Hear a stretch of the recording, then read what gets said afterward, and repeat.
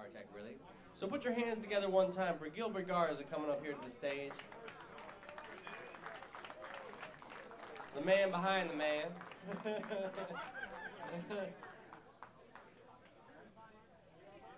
All right. Doing good, man. Thanks. Thanks for coming up. Check that real quick. Make sure it's... What's going on, man? Can't hear you. Hey. Check 1, 2. Yeah. All right. Yeah. There we go. So Gilbert, Yes, sir. first things first, man. How long have you been with Buddy? Well, I've been with Buddy since 2006. So what would that be? 7 years, 8 years in May, actually, I think is what it is. Okay. That's a pretty long time, man. That's a good run, yeah. How did you get into doing that? Into doing with Well, how Buddy. did you start working with Buddy? Well, I got with Buddy. I got a phone call one day from our manager, and yeah, it was the next gig on the deal, and I accepted it and been with him ever since. Okay. So yeah. So I've been with Buddy since 2006. So this would be, I think, the 7th January run. 7th January run. All right. Can you tell us a little bit, for folks who don't know, what is it you do as his guitar tech? Well, that's one of many other jobs. I mean, I'm a stage management kind of a deal. I set up the equipment, tear it down, pack the trailer, make sure his guitars work. The way when he gets up on stage, hits that first note, that signal, it's ready to go. That's mainly the main deal. Just make sure he's ready to go. All he's got to do is get up here and play. Okay. Yeah. You know what? I don't know if you can hear you. Oh yeah. Yeah. All right. Oh yeah. Got it better? Yeah. All better. Cool. All right. So over the course, walk us through a typical night for you. What does a normal January night look like for you? Well, it begins in the day because I get here earlier before, sometimes before the people show up, and I make sure everything works. And then when I get here before showtime, usually an hour or so before showtime, I'll, get up there, and upstairs actually is where I keep my stuff, and I got my tuner and change strings and tune the guitars and make sure everything's in good working order. And then down to showtime, I'll go grab Buddy, and we come down the stairs, come out through there, and have a good show, That's pretty much how it works. Do you give him fresh strings every night, or on all the guitars, or how does that work? You mean if I change the strings Yeah, every day? Or, yeah. If they're dead, I'll change them. Otherwise, I'll just change the high E usually every night because he'll pop them. The high E is usually the one that gets the most worn out. But I'll change the strings every couple shows. Usually the whole guitar. But that's pretty much how that goes. How long does that take you to change a set of strings?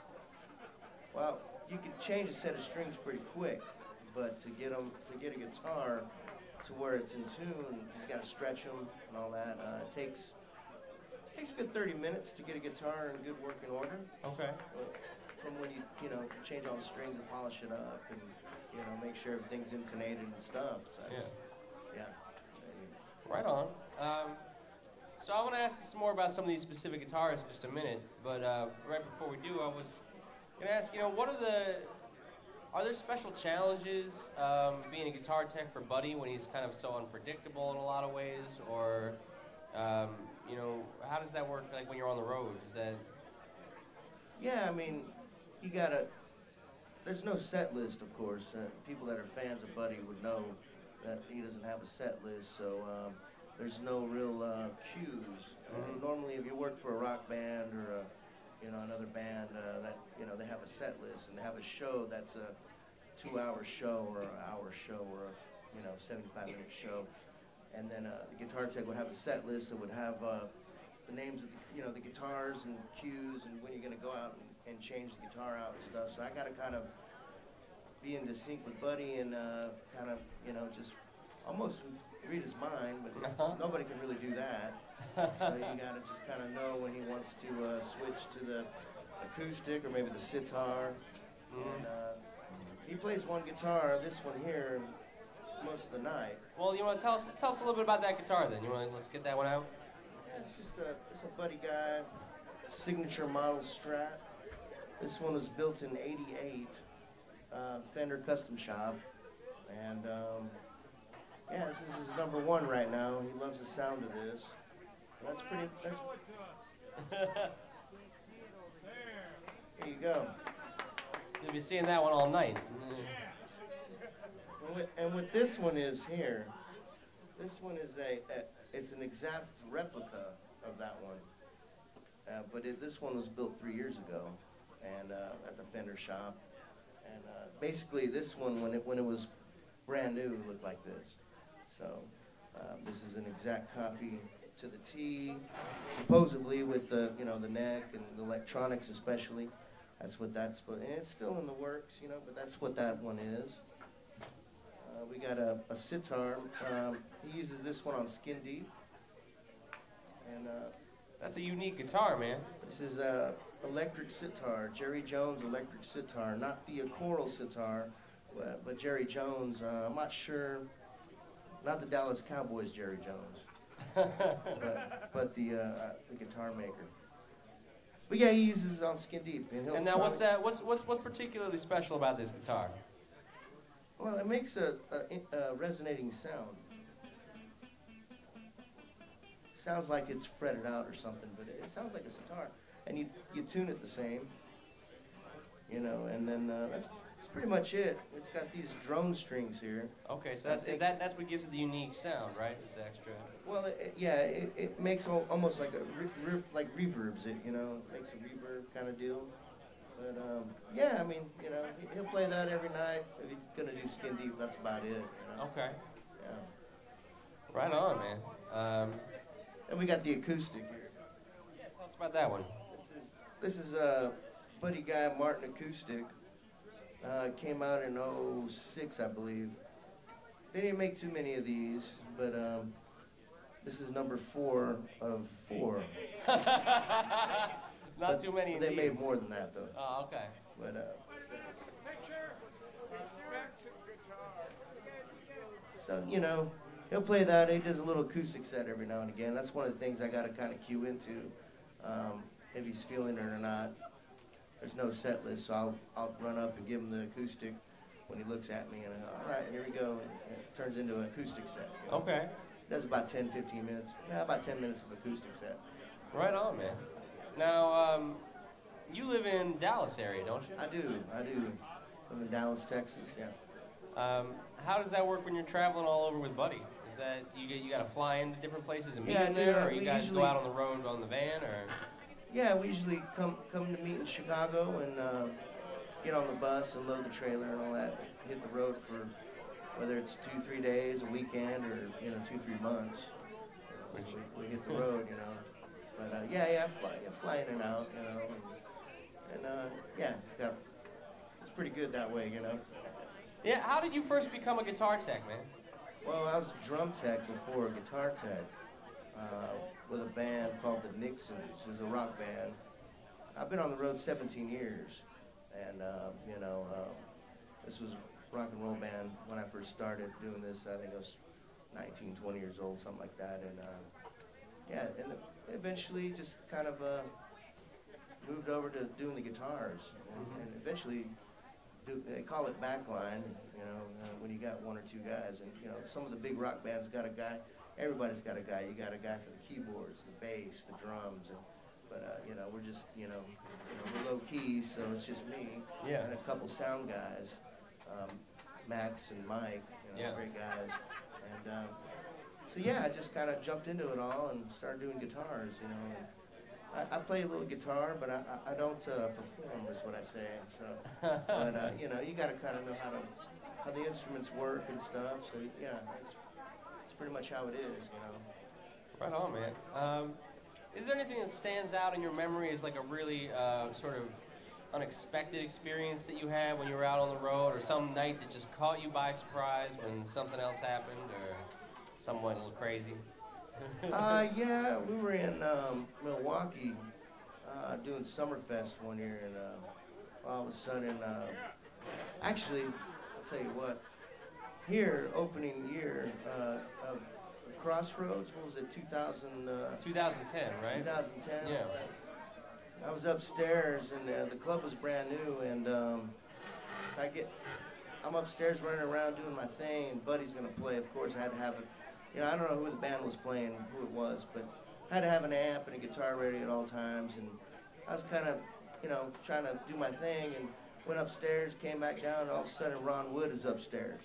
Okay. And I go, okay, from the Rolling Stones, and I go, all right, and then next thing you know, we're coming down the stairs, and Max tells me, oh, ready or not, here we go. I go, all right. So I just, you know, that kind of stood out. I made sure that he was ready to go, plugged him in that amp right there, and he was rocking out with Buddy, and that was a good night, you know. Where Jeff Beck was sitting there, and, you know, that was a good time. Right on, man. Yeah. Can you tell us a little bit more about what Buddy's playing through over here? Yeah, he's playing a Marshall and a Fender Bassman simultaneously, and that little Fender Champ. That's a Eric Clapton Champ, 8-inch speaker up there, just for some ambience, you know. Well, what is the advantage of playing through two different kinds of amps like that? You know, it's really personal preference. It's the tone of the different tubes, you know. And if you blend the tones, you get, you know, it's about hearing. Some people play one amp, but if you can blend a couple amps, you get different tones and whatnot. And is that the same setup he's been using, or is that kind of evolved over the years? It's evolved over the years. Like the Marshall came out the first show this month. He told me he wanted to use the Marshall, and I brought it down and hooked it up, and you know, just kind of been going with it, you know, ever since. But yeah, it changes, it evolves, depending on, you know, what he wants to, you know, play through and hear, you know. He never shows up for sound check usually. He just kind of, which is understandable. So, you know, I kind of got to, I try to make it the best for him when he gets up there and, you know, gets to hear, you know, what he wants to hear and stuff, you know. So you've got him pretty comfortable at this point. You pretty much know what he's going to do. You've got a good sense of how the show works. Sure. Yeah. And with the guys, you know, Marty, Orlando, and Tim, and Rick, and, you know, just all around, just kind of keep a bird's eye view on the whole show, and from the stage right side, and just kind of, you know, make sure everything's good. If there's a problem, I try to fix it, you know. And but you know, the idea is to make sure you do a show without a hitch. Just make sure it goes on. Is there a thing that drives you crazy as a guitar tech when you see that something happening on stage, and you're like, oh no, here comes this again? Not really. I mean, no, not per se. I mean, you know, you just got to kind of adapt to your world, and just kind of make sure everything's working, and you know, yeah, you got to just kind of deal with what you got, you know. Okay. Well, we're going to open it up here and take a couple questions. If anybody has any questions for Gilbert about, you know, the whole guitar tech experience or Buddy's gear. Anybody? Hey, Gilbert, can you tell us a little bit about how Buddy likes his setup and the size of the strings and the action, and how it applies to his performances on stage, his guitar technique? All right, so the question there was, can you tell us a little bit about how Buddy likes the guitars set up? What kind of strings he wants? The classic Strat setup. What kind of strings, what kind of action, and how that fits in? He's using Ernie Ball, Slinkies, 11s, and the purple packs. And actually, the acoustic, one day, he told me, put electric strings on the acoustic. So those are the same strings as are on all the guitars. Oh, really? And I think what it is it's the, was it the G, the third one down? If you got a wound G, you can't really bend it much. So he plays the acoustic just like he would play an electric, bending the strings. So yeah, so you know, it makes sense. And you know, they fit just the same. But you know, medium action. You know, not too high, not low at all. high action, you know, some people like high action. You know, and you got the pickups going just right. Vintage tuners on all the guitars. So yeah, you know, it's pretty regular setup, you know. Okay.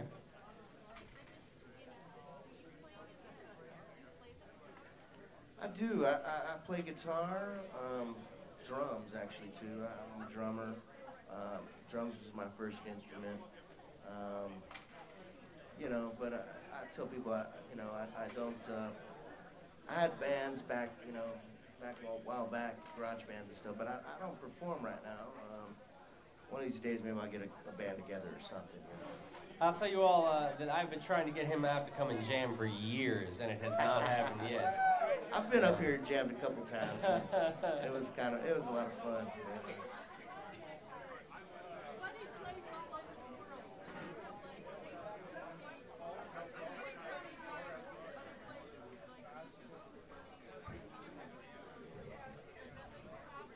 So the question is, Buddy plays all over the world, and other countries have different kind of electrical systems, you know, different voltage settings, and how does that affect the equipment or what you have to do?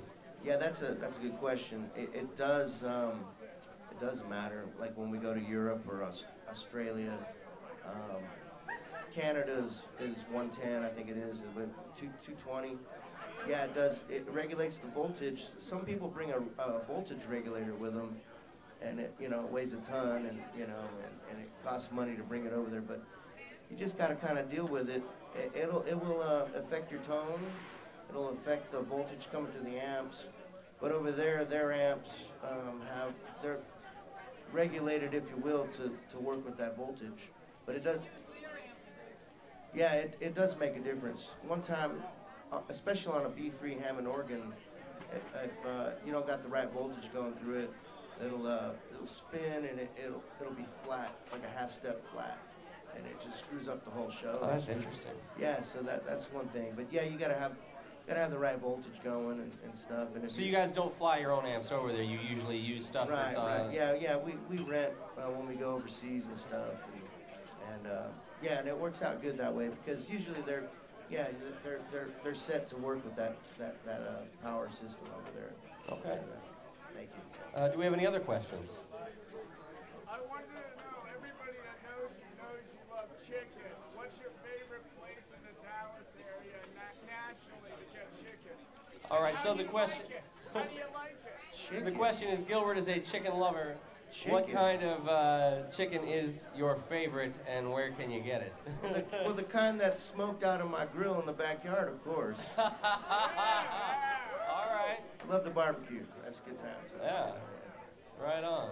Are you like a sauce guy, or are you like a dry rub? Oh, sure. Okay. Sure. Yeah, do it all, you know. Sure. All right. Do we have any other questions for Gilbert? That's a good question, too. The question was, how many days do you spend home in a year? We're gone about, you know, we do about 100 plus shows a year, so usually every weekend we'll be gone, so, you know, it adds up. I mean, anywhere, yeah, it's usually a third of the year, maybe, you know, if you add it up, yeah. Okay. Yeah. Yeah.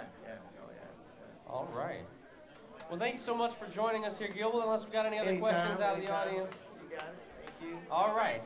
Give it Thank together you, one guys. time for All right. Gilbert Garza, everybody. Cool. When Buddy breaks a string tonight, you'll be paying attention when he comes out, all right?